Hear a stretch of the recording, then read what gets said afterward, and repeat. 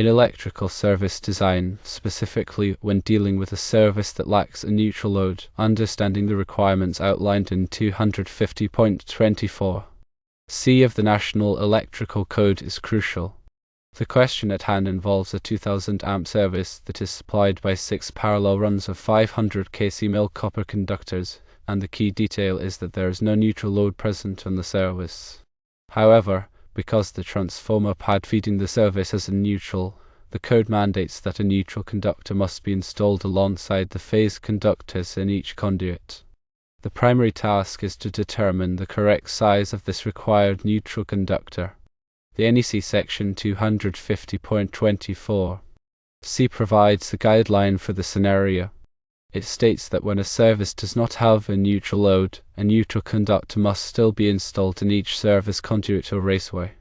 Furthermore, the code stipulates the minimum size of this neutral conductor, which must be at least 12.5% or 12.5% of the combined cross-sectional area of the ungrounded or phase conductors. To apply this rule to the described scenario, firstly, it is necessary to calculate the total cross-sectional area of all the ungrounded conductors. Given that there are 6 runs of 500 kcmil copper conductors, and that kcmil stands for thousands of circular mils, each conductor has a cross-sectional area of 500,000 circular mils. Therefore, the aggregate area of the 6 conductors is 6 multiplied by 500,000 circular mils, which equals 3 million circular mils. Secondly, having determined the total area of the ungrounded conductors, the next step is to calculate 12.5% of this value to find the minimum required size for the neutral conductor.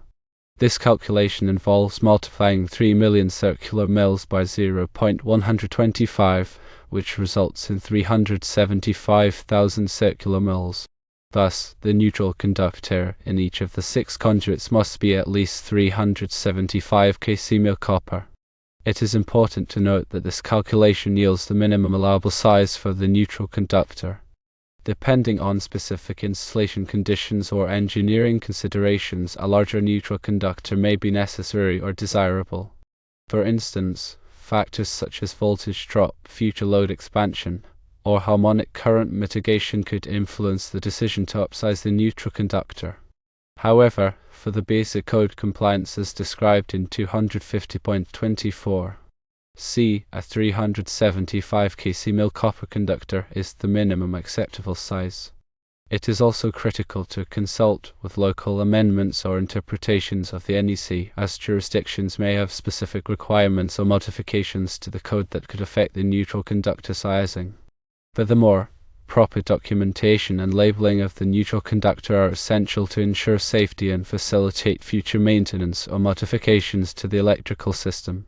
In summary, for a 2000 amp service supplied by 6 runs of 500 kcmil copper conductors with no neutral load, the NEC requires a minimum 375 kcmil copper neutral conductor in each conduit, based on the 12.5% rule outlined in 250.24 D. Always verify the latest edition of the NEC and local regulations to ensure compliance with the most current standards and practices. Also, consider other factors like voltage drop and harmonic mitigation that can influence the upsizing of the neutral conductor in the electrical system.